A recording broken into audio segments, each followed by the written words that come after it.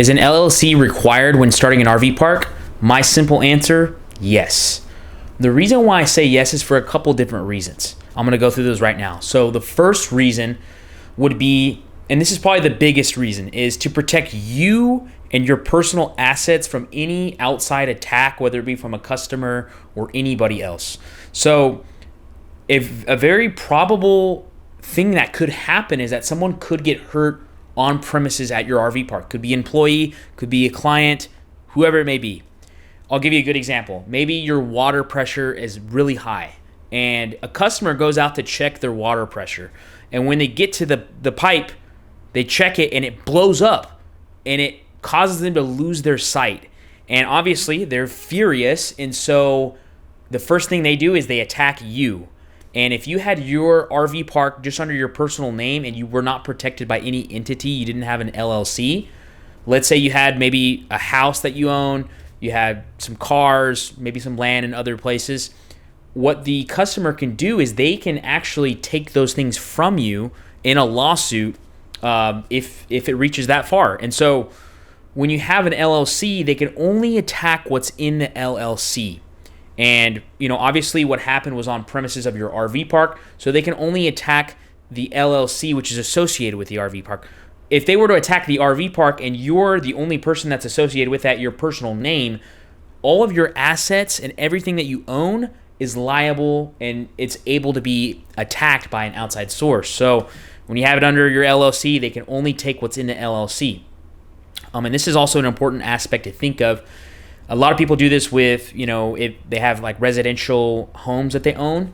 What they'll do is every time that they purchase a new home, they'll make a new LLC. That way, if something happens with the customer, they can only attack and take that home that's inside of that LLC. They can't attack all the other homes that are in that LLC. So let's say you have other real estate things that you do in the future. It's good to start a new LLC. That way, if anything happens, the only one that's liable is the one that they're attacking. They can't take any of your other businesses, none of your other real estate assets or personal assets.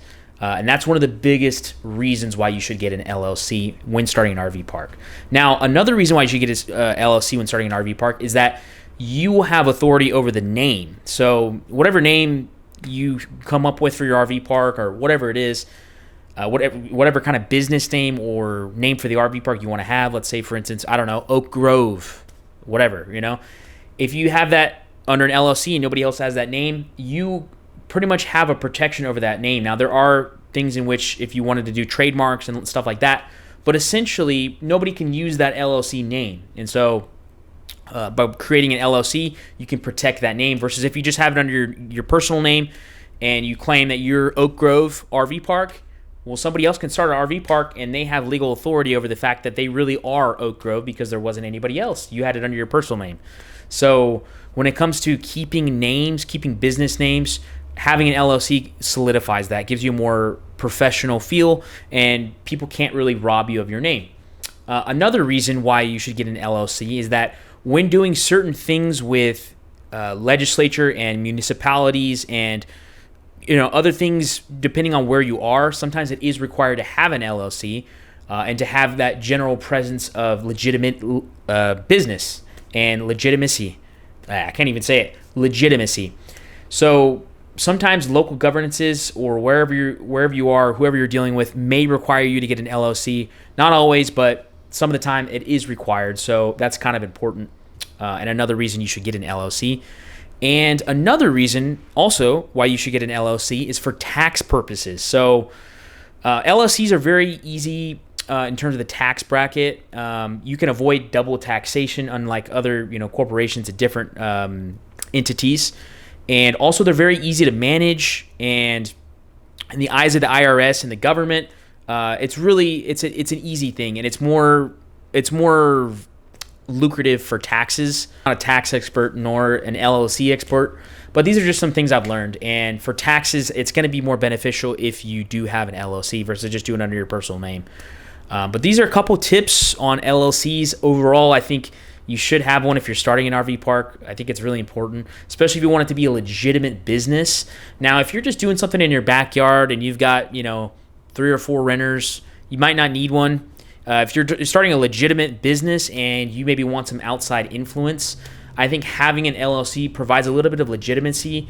And especially if you're trying to raise money, I think, investors will see that you have a legitimate LLC. It's not just your name, and that'll help them feel a little bit better about the deal, I think. Or if you're working with a bank, same scenario, versus just having it in your personal name. But overall, I would say you need to start an LLC. I would say that would be the first thing that I would do if I were you.